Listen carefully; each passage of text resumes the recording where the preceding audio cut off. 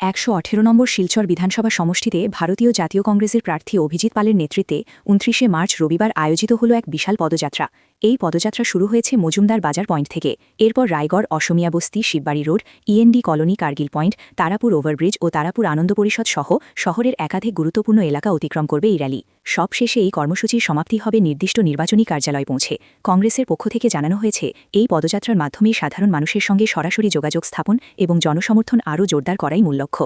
এখন দেখার বিষয় এই পদযাত্রা শিলচরের রাজনৈতিক সমীকরণে কতটা প্রভাব ফেলতে পারে।